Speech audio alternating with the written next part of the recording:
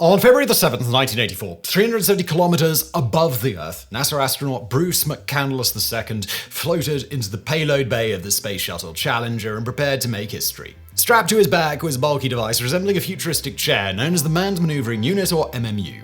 As he gently touched the joysticks on the twin armrests, jets of nitrogen gas propelled him out of the payload bay and into the void. In that moment, McCandless achieved the ultimate dream of every astronaut, becoming the first human in history to fly freely and untethered outside the safety of a spacecraft. Rocket pads are a staple of science fiction, always allowing heroes and villains alike to zip around freely both in space and on the ground. Indeed, where would the Mandalorians in Star Wars be without them? Today, however, extravehicular activities, or EVAs, aka spacewalks, are always performed with the astronauts safely tethered to their spacecraft. But wouldn't a space jetpack give them greater mobility? Why aren't devices like the MMU used anymore? Well, strap into your chair and let's dive into it all, shall we? This is the long and fascinating history of the space jetpack. Even before the space age began, engineers knew that future astronauts would need some way of maneuvering outside their spacecraft to carry out construction work, repairs, and other tasks. On March 9, 1955, the television series Disneyland aired an episode titled Man in Space, featuring former German rocket scientists and possible war criminals Werner von Braun and Heinz Haber presenting their predictions about the future of astronautics. Among the hypothetical hardware presented was the so-called bottle suit, a rigid one-man spacecraft with maneuvering thrusters and robotic arms that could be manipulated from the inside. Such devices, however, proved too heavy and complicated for early space missions, and the first astronauts headed into the void were far less well equipped. Indeed, when Soviet cosmonaut Alexei Leonov became the first person to perform an extravehicular activity or spacewalk on March 18, 1965, he had no thrusters of any kind and had to tug on his umbilical hose or use handholds on the outside of the Voskhod 2 spacecraft to move around. While Leonov initially had few difficulties maneuvering himself, his Berkut spacesuit ballooned in the vacuum of space, making it impossible for him to fit back into the airlock. Whoops a daisy, and more on this in the bonus facts. Meanwhile, across the Atlantic, American companies were coming up with a whole host of weird and wonderful devices to improve the mobility of spacewalking astronauts. Among the strangest was the Space Sled, proposed by Marquardt Corporation of Van Nuys, California. Resembling nothing so much as a space motorcycle, the contraption featured a seat, headrest, handlebars, and an array of nitrogen gas thrusters to allow an astronaut to maneuver untethered outside his spacecraft. However, for the first American spacewalk on June 3, 1965, Gemini 4 astronaut Ed White used the far smaller Handheld Maneuvering Unit, or HHMU, nicknamed the Zip Gun. The device comprised two small cylinders of compressed nitrogen connected to a crossbar with three nozzles, two on the ends of the boom angled backward to propel the astronaut forward, and one in the center facing forward to provide a braking force. It also included a hand grip with a large trigger, a mount for a camera, and a wrist strap and tether to prevent the unit from drifting away. White found the HHMU easy and enjoyable to use, though he soon ran out of propellant and had to resort to tugging on his umbilical, as Leonov had. White's crewmate, James McDivitt, however, remembered the HHMU being hopeless since it needed to be held very close to the astronaut's center of gravity, or else it would send him tumbling head over heels. Nonetheless, NASA continued to tinker with the HHMU, changing the propellant to a Freon 14 fed from a larger tank on the astronaut's back. This version was to be used by astronaut David Scott during the Gemini 8 mission in March 1966, but his EVA had to be abandoned when the spacecraft suddenly snapped into a nearly lethal roll, forcing fellow astronaut Neil Armstrong to perform one of the most legendary feats of piloting in spaceflight history. Meanwhile, the US Air Force, still trying to maintain a presence in the increasingly civilian-dominated realm of manned spaceflight, was planning to launch its own space station, the Manned Orbital Laboratory, or MOL. As part of this project, the Air Force developed the first true space jetpack, also known as the Astronaut Maneuvering Unit, or AMU. Born on the astronaut's back and controlled using two joysticks mounted on fold-down armrests, the AMU was powered by concentrated hydrogen peroxide, which was passed over a catalyst to decompose it into high-temperature oxygen and steam.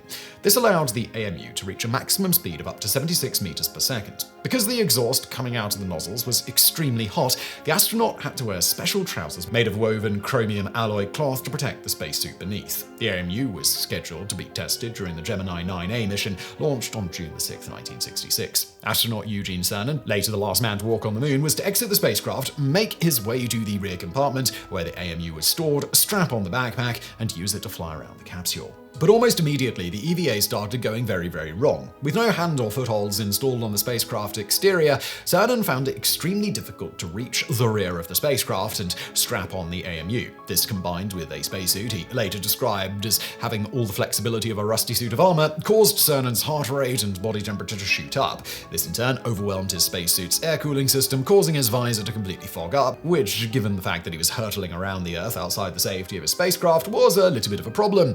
Though Cernan managed to gain some visibility by rubbing away the condensation with the tip of his nose, he was too exhausted to carry on, and Mission Control decided to scrub the rest of the EVA. But Cernan's troubles weren't over yet, for his suit, like Alexei Leonov's, had ballooned significantly, and bending down to allow the spacecraft hatch to seal was an excruciating experience. As a result of Cernan's harrowing experience, subsequent Gemini capsules were fitted with numerous hand and footholds, while the A7L spacesuits used on the Apollo missions used more effective liquid cooling systems. As for the AMU, another trial was planned for the Gemini 12 mission, but this was scrapped at the last minute. The manned orbiting laboratory was cancelled in 1969 before a manned mission could be flown, and with it went the original version of the AMU. Instead, during the Gemini 10 mission in July 1966, astronaut Michael Collins used an upgraded version of the HHMU zip gun whose nitrogen propellant was supplied through the astronaut's umbilical. The device was also carried aboard Gemini 11 in September 1966, but astronaut Richard Gordon cut his EVA short due to fatigue before he could use it. As the Apollo missions had no need for such equipment, it would not be until the Skylab space station program in the mid-1970s that work on astronaut maneuvering units resumed, the work being spearheaded by NASA engineer Charles Whitsett. One of Whitsett's designs, the nitrogen-fueled experiment M509, was launched aboard Skylab on May 14, 1973, but a failure during launch caused part of the station's micrometeorite and sun shields and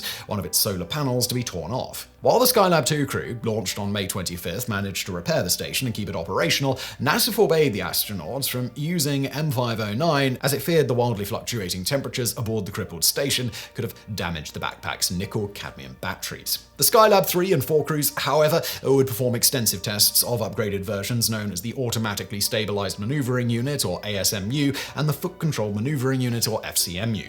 But while the astronauts collectively accumulated 14 hours flying time on both models, they were only tested inside the spacious interior of the Skylab station. Actual EVAs were performed using umbilicals for fear of damaging the station's delicate solar panel arrays and astronomical instruments. It was not until the Space Shuttle program got underway in the 1980s that an astronaut jetpack would finally be flown in open space. This was the Manned Maneuvering Unit, or MMU, a direct descendant of the Skylab-era ASMU. Developed by Martin Marietta of Denver, Colorado, the MMU measured 127 centimeters high, 83 centimeters wide, and 69 centimeters deep, and weighed 148 kilograms. Designed to fit over the Primary Life Support System, or PLSS backpack of the Extravehicular Mobility Unit, the standard shuttle EVA suit, the unit held 12 kilograms of compressed nitrogen in 2 tanks, enough to last up to 6 hours and propel the astronaut to a maximum velocity of 25 meters per second. The propellant gas was vented through an array of 24 nozzles, which allowed the astronaut to translate and roll themselves in any direction.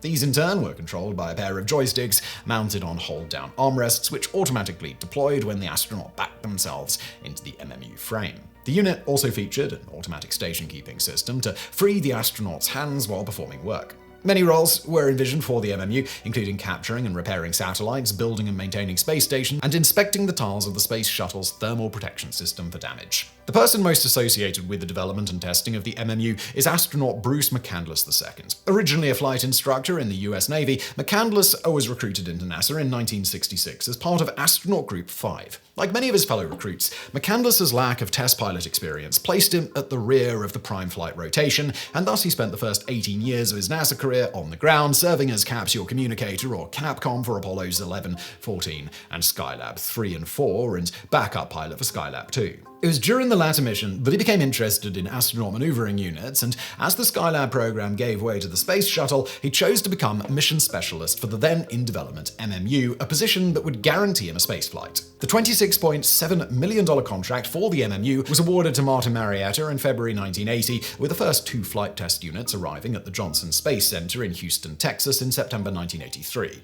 The year before, NASA announced that the MMU would be used to repair the Solar Max scientific satellite, which had been launched in February 1980 but suffered a failure in its attitude control system, requiring it to be placed in standby mode. But before this mission could take place, the MMU had to be thoroughly tested in orbit. These tests would be performed by astronauts Bruce McCandless and Bob Stewart aboard STS-41B, scheduled for launch in February 1984. According to the official press kit for the mission would be a conservative one, with the astronauts piloting their MMUs out to 50, then 100 meters from the shuttle before returning. As mission commander Vance Brand joked, "We didn't want to come back and face their wives if we lost either one of them up there." In preparation for the mission, McCandless and Stewart trained on Martin Marietta's Space Operations Simulator, a giant rotating gimbal mounted on a rolling base that allowed astronauts to fly a mock-up MMU around a large warehouse. As McCandless later recalls, it was quite effective and could accommodate a fully suited astronaut and reasonable-sized mock-ups of target objects, such as the underside of the orbiter for TPS repairs. It also had the capability for introducing malfunctions for training purposes. Finally, on February 3rd, 1984, the Space Shuttle Challenger blasted off from Kennedy Space Center and climbed into orbit, crewed by Commander Vance Brand, pilot Robert Gibson, and mission specialists Bruce McCandless, Bob Stewart, and Ronald McNair. The shuttle carried in its payload bay 2 communication satellites, the American WeStar 6 and the Indonesian Palapa B2, as well as the 2 MMU prototypes, playfully nicknamed Buck and Flash after 1930s pulp space adventure heroes Buck Rogers and Flash Gordon. WeStar 6 was deployed 8 hours after reaching orbit, and Palapa B2 4 days later. However, failures in their rocket boosters placed both satellites into lower, operationally useless orbits, necessitating another mission to retrieve and relaunch them. Then, on February the 7th, the time came for Bruce McCandless and Bob Stewart to make spaceflight history. After lowering the cabin pressure and pre-breathing oxygen to flush nitrogen from their bodies and avoid the bends, the astronauts donned their EMUs and made their way through the airlock to the cargo bay. While McCandless inspected his MMU, Stewart hooked his feet into the manipulator foot restraint, or MFR, on the end of the shuttle's robotic remote manipulator system, or RMS, aka the Canadarm. Once satisfied with his equipment, McCandless backed himself into the MMU frame and detached himself from the payload bay bulkhead. In that moment, he became the first astronaut to fly untethered outside of a spacecraft. Reflecting on this momentous occasion, McCandless, who you'll recall was Capcom during Apollo 11, quipped, "That may have been one small step for Neil, but it's a heck of a big leap for me." Working slowly and methodically, McCandless translated and rotated the MMU through all 6 degrees of freedom before flying down the length of the payload bay. Finding the MMU highly responsive and intuitive to use, McCandless was at last ready to head out into the unknown. Though momentarily hesitant, so who wouldn't be, McCandless immediately reminded himself, "I knew the laws of physics hadn't been repealed recently." After tentatively flying out to 45 meters and immediately returning, he flew out to 100 meters from the shuttle, a free flight EVA record that still stands to this day. The mission also contributed massively to the iconography of NASA and manned spaceflight in general. One photo taken of McCandless during his historic EVA, nicknamed Backpacking, is one of NASA's most requested images and perhaps the second most famous depiction of an astronaut after the iconic photo of Buzz Aldrin on the lunar surface during the Apollo 11 mission. Yet, as is often the case with such missions, McCandless remembered the event as rather less profound than expected. "I was grossly overtrained. I was just anxious to get out there and fly. I felt very comfortable. It got so cold, my teeth were chattering and I was shivering, but that was a very minor thing. I'd been told of the quiet vacuum you experience in space, but with 3 radio links saying, 'How's your oxygen holding out? Stay away from the engines,' and 'When's my turn?' it wasn't that peaceful. It was a wonderful feeling, a mix of personal elation and professional pride. It had taken many years to get to that point." Returning to the shuttle, McCandless flew past the flight deck, where he asked Commander Brand if he needed his windows cleaned. Brand declined the offer. McCandless then returned to the cargo bay, stored his MMU, and switched places with Stewart on the Canadarm. While Stewart performed his own tests of the MMU flying out to 91 meters from the shuttle, mission specialist Ronald McNair maneuvered McCandless on the end of the Canadarm to a piece of equipment known as the Shuttle Pallet Satellite, or SPAS-01A. There he practiced various procedures that would be necessary for the upcoming Solar Max repair mission. Stewart's evaluation of the MMU was just as enthusiastic as McCandless's, with the astronaut later declaring, "I decided that this was the easiest thing I'd ever flown. The only way you would make it easier would be to wire it directly to your brain." Upon completing his test flight, Stewart returned to the cargo bay, clipped a docking module called the Trinion Pin Attachment Device, or T-Pad, to the front of his MMU, and he used it to practice docking with the SPAS. The astronauts then ended their EVA after 5 hours and 55 minutes. 2 days later, McCandless and Stewart headed once more into the void on a 6-hour, 17-minute spacewalk, during which they practiced docking with the SPAS, tested the MMU's automatic attitude-keeping system, and simulated the transfer of hydrazine fuel from the shuttle's reaction control system, or RCS. During the EVA, the astronauts astronauts received a phone call from President Ronald Reagan who congratulated them on their historic mission 2 days before.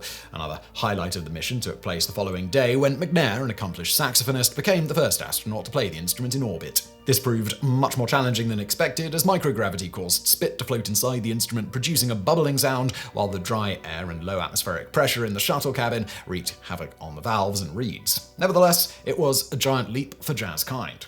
That same day, the Soviet Union launched 3 cosmonauts to the Salyut 7 space station, raising the number of people in space to a record-setting 8 and prompting one astronaut to quip, "It's really getting to be populated up here." Their mission objectives complete, the crew of STS-41B returned to Earth on February 11, 1984, becoming the first shuttle mission to land on the recently completed runway at Kennedy Space Center. Previous missions had landed at Edwards Air Force Base in California. The next use of the MMU came in April 1984 during STS-41C, whose primary mission was to repair the malfunctioning Solarmax satellite. On April 9th, after Commander Robert Crippen maneuvered the Space Shuttle Challenger to within 60 meters of the satellite, astronauts James Van Hoften and George Nelson donned their MMUs and flew out to try and capture it. Unfortunately, all attempts to clamp onto it with the D-pad failed, a problem eventually traced to a badly machined component on the device's docking probe. Then Nelson attempted to grab one of the solar arrays by hand, causing the satellite to start tumbling wildly and forcing the EVA to be abandoned. The next day, controllers on the grounds managed to get Solarmax back under control, whereupon mission specialist Terry Hart succeeded in using the Canadarm to capture the satellite and bring it into the payload bay. Here, Nelson and Van Hoften succeeded in repairing it over the course of 2 EVAs. Solarmax was released back into orbit the following day and remained in orbit for another 5 years, re-entering the atmosphere and burning up over the Indian Ocean on December 2, 1989. STS-41C safely returned to Earth on April 13, 1984. The third shuttle mission to deploy the MMU was STS-51A, flown by the Space Shuttle Discovery. Launched on November 8, 1984, the mission's primary objective was to recover the WeStar-6 and Palapa B2 communications satellites unsuccessfully launched by TSTS-41B. The mission also deployed 2 more communication satellites, the Canadian Anik D2 and the American Syncom 4-1. The first satellite to be recovered was Palapa B2, which the shuttle rendezvoused with on November 13th. Flying the MMU mission, mission specialist Joseph Allen inserted a unit called the Apogee Capture Device, or Stinger, into the satellite's apogee motor nozzle, which fellow specialist Dale Gardner hooked onto using the Canadarm. Unfortunately, this procedure proved more difficult than anticipated, and it took 2 hours of Allen manually maneuvering the Stinger into the Canadarm docking adapter before the capture was at last achieved. The capture of WeStar-6, which took place the following day, proved far less difficult. Both satellites were returned to Earth intact, with the refurbished Palapa B2P being relaunched in March 1987 and WeStar-6 sold to Hong Kong and renamed AsiaSat-1 on April 1990. As it turns out, STS-51A would be the MMU's final mission. Following the Challenger disaster on June 28, 1986, a review of NASA's safety policies concluded that free flight EVAs using the MMU were unnecessarily risky. Furthermore, in the wake of the disaster, NASA discontinued its policy of using the Space Shuttle to carry out military and private satellite launches and repairs, one of the primary tasks for which the MMU was designed. Finally, the 3 MMU missions had revealed that the majority of these tasks could be just as capably performed using the much safer and more versatile Canadarm. As a result, the MMU was retired from service, and 3 spaceflown examples are now on public display in the Smithsonian's Stephen F. Udzvar Hazy Center in Chantilly, Virginia, the U.S. Space and Rocket Center in Huntsville, Alabama, and the Johnson Space Center in Houston, Texas. Despite its short service life, the MMU remains a significant milestone in aerospace engineering, winning manufacturer Martin Marietta the National Aeronautic Association's prestigious Collier Trophy in 1984. The Soviet Union also developed its own astronaut maneuvering unit, known as the SPK, for use aboard the space station Mir. Though roughly similar to the MMU,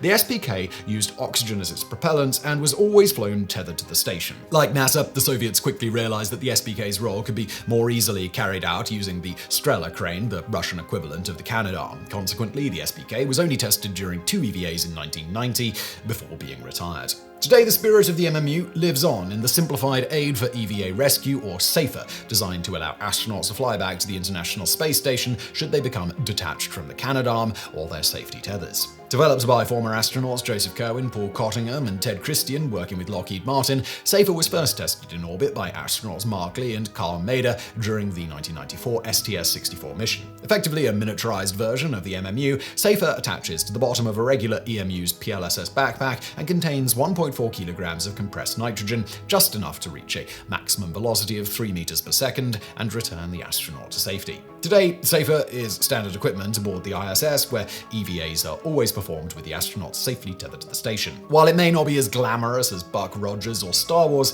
as any astronaut can tell you, it's a heck of a lot better than being lost in space. Bonus fact.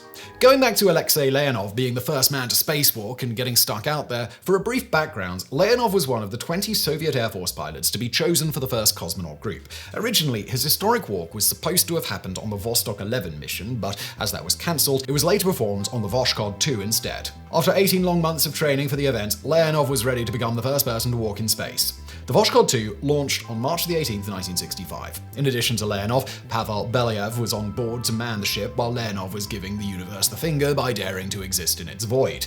It was the first trip into space for both crew members. And so it was that once in orbit, Leonov strapped on an EVA backpack to his spacesuit that provided him with 45 minutes of oxygen and would help cool him a bit while heat, moisture, and carbon dioxide would be vented into space via a relief valve. Belyaev then pressurized the inflatable airlock, which was a process that took 7 minutes. Everything went smoothly at first, and Leonov spent a total of 12 minutes and 9 seconds out on his spacewalk. He described the experience by saying he felt like a seagull with its wings outstretched, soaring high above the Earth.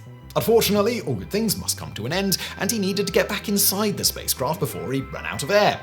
But, as alluded to earlier, getting back inside proved to be a problem. He maneuvered himself back into the airlock, but then realized that his suit had bloated to a significant degree, making it, at least in its current state, impossible to get back in. Leonov thought about contacting Mission Control about his predicament, but decided not to. He had an idea of what to do, albeit an extremely risky idea, and he was the only one who could do anything about the situation anyway and didn't want to worry the people on the ground. As to what he decided to try, it was wriggling in headfirst while slowly bleeding off the oxygen in his suit. He states of this, "I knew I might be risking oxygen starvation, but I had no choice. If I did not re-enter the craft within the next 40 minutes, my life support would have been spent anyway." Unfortunately, as he released oxygen and exerted himself, his suit began to heat up dangerously, with his core body temperature rising 3.2 degrees Fahrenheit or 1.8 Celsius as he slowly clambered into the airlock inch by inch. Matters were not markedly improved once inside, however, because he needed to curl his body around to close the hatch. The only way to do that, he found, was to let more oxygen out of his suit and lower the pressure further, which he eventually accomplished and got the hatch closed. At last, with the hatch sealed, Belyaev was able to pressurize the airlock again, and Leonov made it back inside the spacecraft. On the ground, people had watched the very first spacewalk, though Leonov's struggle to get back inside the spacecraft wasn't televised. At the first sign of trouble, the transmissions shown on televisions on Earth randomly stopped with no explanation, with most assuming technical difficulties with the broadcast feed. Leonov was thankful they didn't show his re-entry, stating, "My family was therefore spared the anxiety they would have had to endure had they known how close I came to being stranded in space." Unfortunately, this was only the start of the problems. Just 5 minutes before they were scheduled to begin re-entry, the crewmen discovered that the automatic guidance system wasn't functioning. They would have to land the spacecraft manually, and were also dangerously low on fuel to maneuver. To do the necessary maneuvers, Leonov stated, Pasha began orientating the craft for re-entry. This was no easy task. In order to use the optical device necessary for orientation, he had to lean horizontally across both seats in the spacecraft, while I held him steady in front of the orientation portal. We then had to maneuver ourselves back into the correct positions in our seats very rapidly so that the spacecraft's center of gravity was correct during the re-entry burn. The difficulty of the landing was compounded by politics. They had to land on Soviet soil. If they overshot and landed in China, which had very poor relations with the Soviet Union at the time, a potential international incident could have ensued. They also had to choose somewhere without many people. Thus, Leonov chose Perm, a sparsely populated area far from China. It seemed like a safe bet. However, additional problems started as they entered Earth's atmosphere. The craft began spinning uncontrollably, we can only assume because the universe was apparently saying, you, that's why, Alexei. But also because the orbital module was still attached to the landing module. The modules hadn't fully detached when they were supposed to due to a thick communication cable connecting the two. Not only did it throw the landing location off significantly, but the two crafts spun around one another, subjecting the cosmonauts to as high as 10 Gs of force. So much that Leonov said that the small blood vessels in our eyes burst. At around 62 miles high, that's 100 kilometers, the cable burned up and they were able to stabilize and land successfully in 2 meters or so in Solekhamsk on the outskirts of frigid Siberia. Upon attempting to open the hatch, they further had difficulty after the explosive bolts blew. Rather than the hatch opening, it was stuck shut. He states, looking out of the window, we could see the hatch was jammed against a big birch tree. We had no alternative but to start rocking the hatch violently back and forth, trying to shift it clear of the tree. Then, using all his strength, Sasha managed to push the hatch away from the remains of the bolts, and it slid back and disappeared into the snow. At this point, Leonov and Belyaev's families were told that the two had landed safely and were resting before returning to Moscow. However, Soviet officials hadn't picked up on the rescue signal and had little idea where they'd landed or even if they were still alive. Luckily for the cosmonauts, a cargo plane did pick up on the signal, and word of their location spread around. Initial attempts at rescue were made by civilian aircraft, with helicopter pilots and others throwing the two down supplies, including wolfskin boots and cognac. And do note here, contrary to popular belief, drinking alcohol in such a situation would make hypothermia significantly more likely rather than heating your body. In a nutshell, for various physiological reasons, you'll feel warmer, but your core body temperature drops much faster because of it. In the end, they ultimately had to spend the night in a place packed with wolves and bears during mating season, when they're most aggressive, and where the temperature dropped to minus 22 Fahrenheit or minus 30 Celsius at night, according to Leonov. They also had no way to reseal the landing module, so simply had to hunker down and endure the night. The temperature problem was compounded by the fact that their suits had sweat sloshing up around their ankles, along with being soaked through the inner layers. As to what they did about this, he states, "We had to strip naked, take off our underwear, and wring the moisture out of it. We then had to pour out what liquid had accumulated in our spacesuits. We went on to separate the rigid part of the suit from its softer lining, 9 layers of aluminium foil and a synthetic material called Dedarone, and then put the softer part of the suits back on over our underwear and pull our boots and gloves back on. The next day, a rescue crew arrived traveling via skis, while another came a day later and chopped down trees, making a log cabin and a huge fire to keep the team and cosmonauts warm. They then all traveled 9 kilometers by ski to a clearing where a helicopter was waiting for them.